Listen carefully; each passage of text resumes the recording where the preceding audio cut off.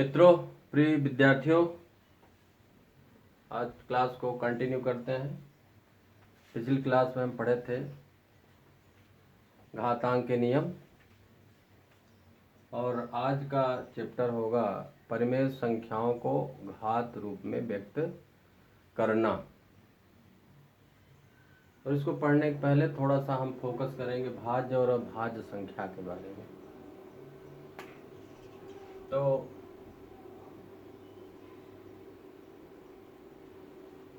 अभाज्य संख्या पहले लेते हैं।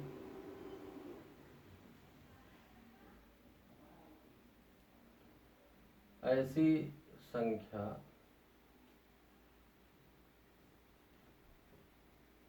जिसके केवल दो ही अपवर्तक होते हैं,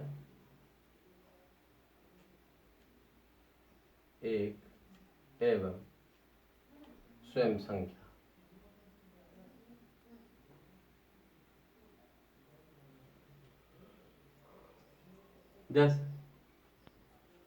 जैसे दो एक से विभाज्य होगी अथवा दो से विभाज्य होगी। इस कंडीशन में एक और दो के अपवर्तक हैं, इससे ज्यादा इसके अपवर्तक नहीं हो सकते। जैसे अगर हम चर्चा करें एक कैसी संख्या है, तो यहाँ पे एक से विभाज्य हो रही है और स्वयं एक ही है, तो यह इस कंडीशन को फॉलो नहीं कर रही, मीन्स यह भाज्य संख्या नहीं है। फिर आगे चढ़ते हैं भाज्य संख्या।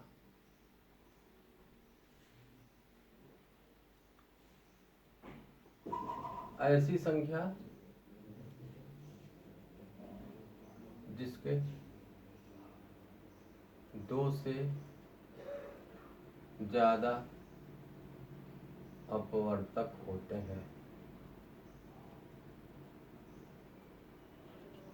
उदाहरण के लिए जैसे 6, 1 2 3 6।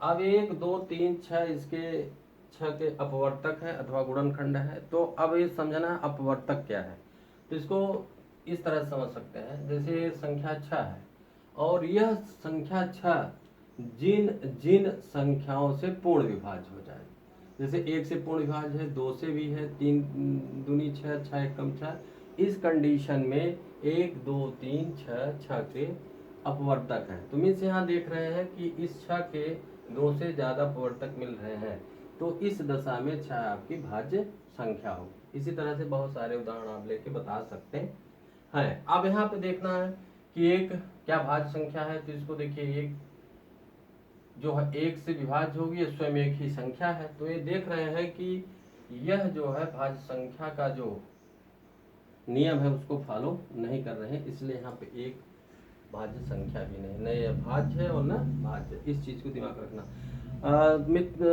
विद्यार्थियों, यहाँ पे इसकी फोकस इसलिए किए हैं क्योंकि जब हम परिमेय संख्या को घात रूप में व्यक्त करेंगे तो उस कंडीशन में अभाज्य गुणनखंड भी हमको निकालना है। तो अभाज्य गुणनखंड की जब बात आए तो वहाँ पे ये ध्यान देना है कि जैसे 6 के हम अभाज्य गुणनखंड निकालेंगे तो इसका मतलब है इसको केवल अभाज्य संख्या से भाग करना है। जैसे 2 अभाज्य सम अभाज्य है तो 2 तिहाई 6, 3 एकम 3। तो देख रहे हैं ये 2 और 3 इस 6 के अभाज्य गुणनखंड है, तो इस चीज को भी ध्यान में रखना है, इसलिए इसको पहले हमने फोकस किया। अब सीधे आते हैं परिमेय। आज के चैप्टर है परिमेय संख्याओं को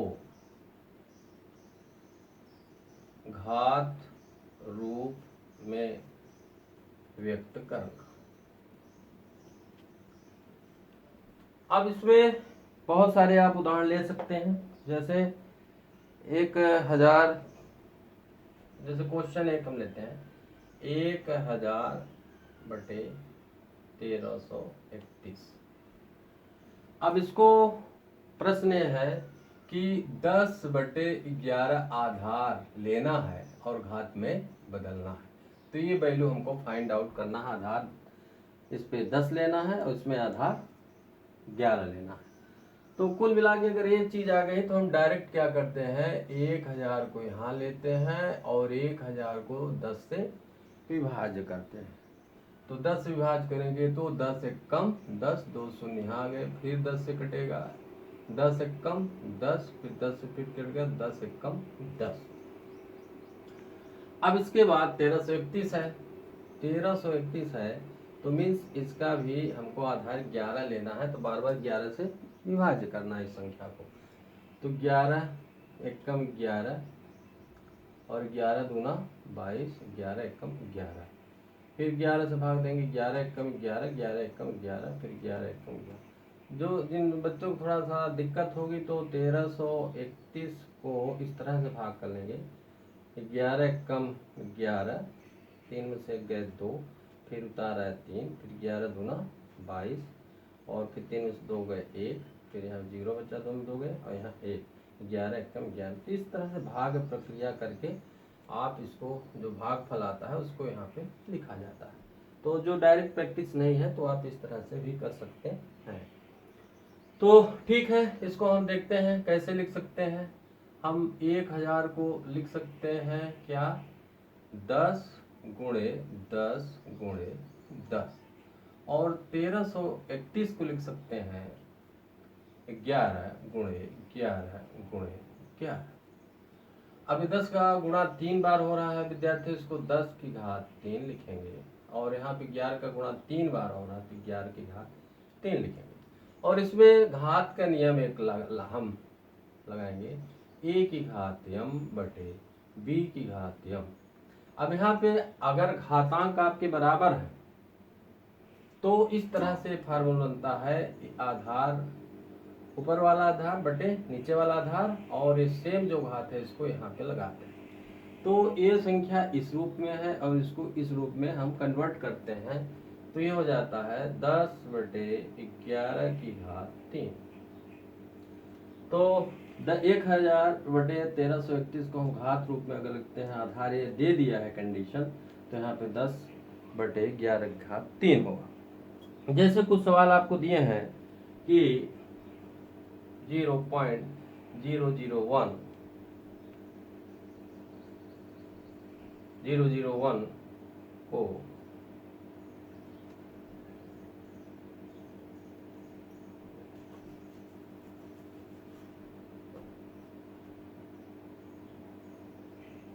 को 0.01 आधार पर घात रूप में बदलना है। तो अब इसको बदलने के लिए क्वेश्चन नंबर आपका 2 है, देख लेते हैं। अब इस आधार में आपको बदलना है, इस आधार पे इस संख्या का घात क्या होगा ये चीज बताना है।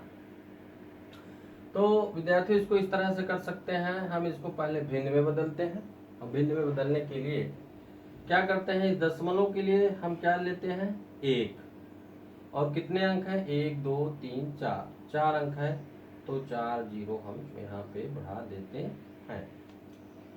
फिर यहाँ पे 1 बचता है, फिर इसको हम आधार 10 पे विभाज्य करते हैं।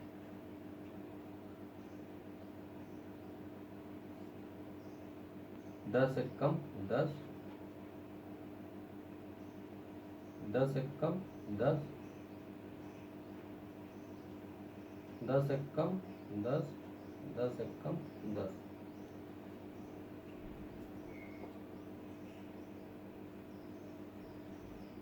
तो यहाँ पे कुल मिला के इसका कितने बार हो रहा है, 4 बार गुणा हो रहा है। तो मीन्स इसको हम लिख सकते हैं 1 बटे 10 गुणे 10, इसको कर सकते हैं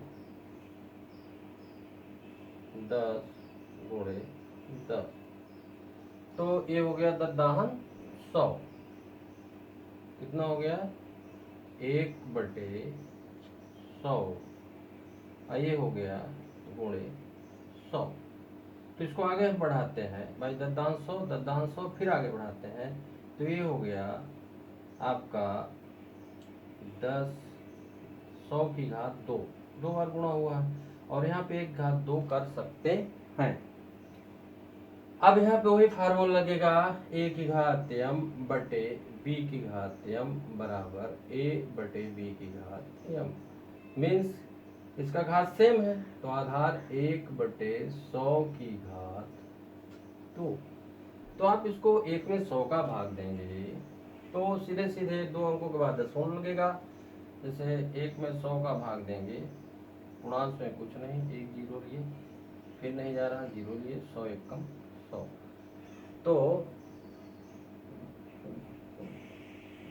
दशमलव लगा तो आपका ये होगा, फिर आपका दशमलव के बाद 1 शून्य लेते हैं तो कट जाता है। सीधे सीधे 1 में आप 100 से भाग करिए, तो पूर्णांश में कुछ नहीं है, दशमलव, 1 जीरो, भाग नहीं जा रहा, 1 शून्य लेंगे और ये 100 आ गया, 100 एकम 100, विभाज हो गया। मीन्स इसको बच्चों कन्वर्ट कर सकते हो 0.01 टू द पावर 2, तो इसकी घात 2 हो गई। तो इस आधार पे इस संख्या की घात 2 हो जाएगी। ये भी कंप्लीट हुआ। आपका कुछ और संख्याएं हैं घात रूप में बदलने के लिए, इसको देख लेते हैं। जैसे आपका है 343 512, 343 बटे 512। अब इसको आधार बदलना है 7 बटे 8, इसका आधार लेना है ऋण 7 बटे 8। इस संख्या का आधार पहले से बता दिया है, तो आधार हमको मजबूरी है कि यही लेना है। तो हम क्या करते हैं, सबसे पहले ये जो ऋण 343 है, तो 343 के भाज्य गुणनखंड निकालते हैं आधार 7 पे।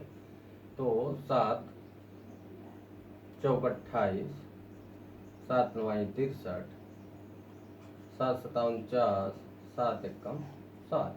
मीन्स 343 को हम लिख सकते हैं 7 की गुणे 7 गुणे 7, मीन्स 7 की घात 3, 3 बार गुणा हो रहा है 7 का। और 512 का आधार 8 करा तो 8 से ही इसको भाग करिए। वैसे अभाज्य गुणनखंड 2 से भी कर सकते हैं, फिर भी 8 से आधार करा डायरेक्ट निकालते हैं। तो आपसे इससे भाग नहीं बनता है बच्चों, तो इस तरह से आप कर सकते हैं। 512 में 8 का भाग करिए, 8 45, 8 छंग 48, 8 पते 56, तो 8 छंग 6 आ जाएगा, 8 छंग 48, यहाँ पे 8 लिखिए, 48 लिखिए, 11 4, यहाँ पे 3 आएगा, 8 चौको 32, आपका भागफल 64 आ रहा है तो यहाँ पे 64 लिखिए, फिर 8 से भाग दीजिए, 8 अठाई 64, 8 एकम 8। इस तरह से जब देख रहे हैं 512 बराबर 8 का गुणा 3 बार हुआ। तो यहाँ पे ये जो संख्या है, तो आप इधर माइनस बाहर लीजिए, इसके स्थान पर लिखिए 7 गुणे 7 गुणे 7, और यहाँ पे आप 512 की जगह लिखे 8 गुणे 8 गुणे 8। तो यहाँ पे ये संख्या आप हो जाएगी 7 की घात 3 बार गुणा हो रहा है, और यहाँ 3 बार 8 का गुणा हो रहा है, तो 8 की घात 3, और वही नियम लगेगा कि आपके घात सेम है, तो इस तरह से आधार ऋण 7 बटे 8 हो जाएगा और इसकी घात 3 हो जाएगी। तो ऋण इस संख्या का घातांकी संकेतन होगा आधार ऋण 7 बटे 8 पे ऋण 7 बटे 8 की घात 3, तो घात इसका 3 प्राप्त होगा। इसी तरह से और बहुत सारे, जैसे आपका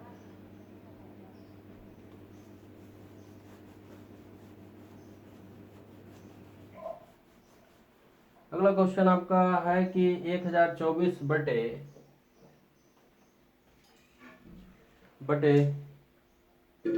1089, इसको आपको ये संख्या जो है इसको वर्ग रूप में लिखना है। अब वर्ग रूप में लिखने का मतलब आधार हमको इसमें से सेलेक्ट करना है, ठीक है ना। तो क्या करते हैं कि इसको हम अभाज्य गुणनखंड से निकालें जल्दी जल्दी। इकाई पे 4 है तो 2 से कटेगा, 2 पंचे 10, 2 एकम 2, 2 दूनी 4, इकाई पे 2 है, 2 से विभाज्य होगा, 2 दूनी 4, 2 पंचे 10, 2 छंगे 5, इकाई के स्थान पे 6 है, 2 से विभाज्य होगा, 2 एकम 2, 2 दूनी 4, 2 8 16, 8 है इकाई पे 2 से विभाज्य होगा, 2 छंग 12, 2 चौको 8, इकाई पे 4 है 2 से विभाज्य होगा, 2 तिहाई 6, 2 दूनी 4, फिर वही होगा 2 एकम 2, 2 छंग 12, 2 8 16, 2 चौको 8, 2 दूनी 4, 2 एकम 2। तो देख रहे हैं 1 2 3 4 5 इस तरह से बन रहा है। तो और इसी तरह से इसको भी जल्दी से हम फाइंड आउट करते हैं 1089। तो यहाँ पे इसको हम देखते हैं 2 से तो विभाज्य नहीं होगा, क्योंकि 2 का विभाज्य का नियम है कि किसी संख्या की इकाई के स्थान पे 0 हो, 2 हो, 4 हो, 6 हो, 8 हो तो वो 2 से विभाज्य होगी। तो 2 से तो ये नहीं विभाज्य होगी। हम आगे की संख्या देखते हैं 3 से। तो 3 का नियम ये है, विभाज्य का नियम, कि दी गई संख्या के अंकों का योग 3 से विभाज्य होगा तो संख्या भी होगी। देखिए अंकों का योग हम करते हैं 1 + 0 + 8 + 9, 9 1 10, 10 8 18।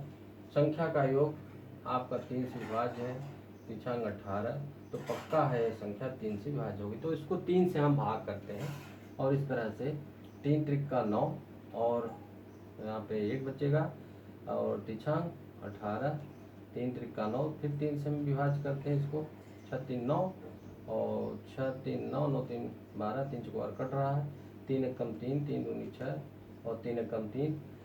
अब ये संख्या 11 की वर्ग संख्या है। अगर वर्ग संख्या आप रटे हैं तो 11 एकम 11, 11 एकम 11, 11 एकम 11। तो इन संख्याओं को कुछ इस तरह से हम लिख सकते हैं।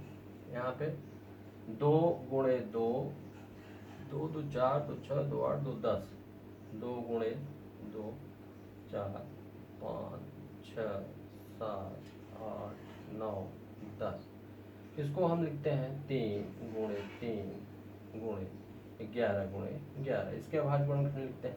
फिर इसको हम लिख सकते हैं 2 की घात 2 गुणे, इस 2 का गुणा करते हैं, 2 की घात 2, इस 2 का 2 की घात 2, इसका 2 की घात 2, इसका 2 की घात 2, यहाँ 3 की घात 2 और यहाँ पे 11 की घात 2 लिखते हैं।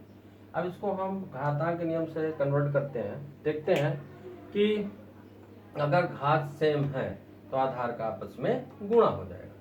तो देख रहे हैं आधार घात सबका सेम है, 2 2 2 है, तो आधार का हम गुणा कर लेते हैं। तो ये हो जाएगा 2 गुणे 2 गुणे 2 गुणे 2 गुणे 2। भाई 5 बार हुआ है, 1 2 3 4 5 हम आधार लेते हैं, इसकी घात 2 है 2 लिखते हैं। इसी तरह से हम आगे घात हमारा सेम है तो आधार का गुणा करते हैं, 3 गुणे 11 और इसकी घात 2 है तो 2 लिखते हैं। फिर इनका गुणा करते हैं, 2 दूनी 4, दूनी 8, दूनी 16, दूना 32 और यहाँ 11 तिहाई 33। इसकी घात 2 दी है, इसकी भी घात 2 दी है, घात सेम है तो सीधे इसको हम लिख सकते हैं 32/33 की घात 2। तो इसका वर्ग रूप में कन्वर्ट हो गया। ये संख्या का जो वर्ग होगा वो होगा आधार की संख्या 32/33। इसी तरह से और बहुत सारे सवाल हैं जिनको आप आसानी से लगा सकते हैं। जैसे 64/125 को घन रूप में बदलना है, इसको भी जल्दी से बता देते हैं। 64/125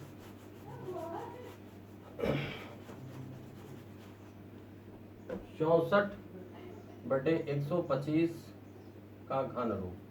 घन रूप का मतलब ऐसा आधार लेना है कि जिसकी घात 3 हो। ये हमको यहाँ पे ध्यान देना है। इस संख्या का आधार इस तरह से लेना है जिसकी घात 3 हो। तो अब इसको देखते हैं 64 को। अगर हम अभाज्य गुणनखंड निकालें तो इस तरह से इसका होगा 2 तिहाई 6, 2 दूनी 4, 2 एकम 2, 2 छंग 12, 2 8 16, 2 चौको 8, 2 दूनी 4, 2 एकम 2। तो घन रूप ये होगा भाई। जैसे 64 को हम लिख सकते हैं 2 गुणे 2 गुणे 2 गुणे 2 गुणे 2 गुणे 2। तो ये हो गया 2। अगर ये 3 घन में इसको बदलते हैं 2 घात 3, अगर इसको घन में बदलते हैं तो 2 की घात 3। और यहाँ पे आप 125 को भी देख लीजिए जल्दी से। 125 ये संख्या इकाई के स्थान पे 5 है, 5 से विभाज्य होगी तो 5 दूनी 10, 5 25, 5 5 25, 5 एकम 5। तो इसको हम लिख सकते हैं 125 बराबर 5 गुणे 5 गुणे 5 और इसकी घात हो जाएगी 5 की घात 3। इस संख्या घात 3 हो गई, घन रूप में कन्वर्ट हुई, तो सीधे सीधे 64/125 को हम लिख सकते हैं यहाँ से कि 2 घात 3 गुणे 2 घात 3 बटे 5 घात 3, और आगे बढ़ाते हैं तो देख रहे हैं कि इसका घात सेम है तो आधार का गुणा होगा, तो 2 गुणे 2 की घात 3 हो जाएगा, और यहाँ पे 5 घात 3 हो जाएगा। इसको आगे बढ़ाएंगे तो 2 दूनी 4 घात 3 हो जाएगा, और 5 घात 3 है। बच्चों यहाँ पे हम घात अगर सेम है तो आधार सीधे आ जाएंगे 4/5, और वही घात आपकी लग जाएगी। तो इस संख्या का घन रूप जो होगा वो उसका आधार 4/5 होगा। तो विद्यार्थियों, आज का जो सेशन है यहीं पे समाप्त करते हैं। नेक्स्ट डे नई प्रश्नावली के साथ फिर से मुलाकात होगी। तब के लिए धन्यवाद, थैंक यू।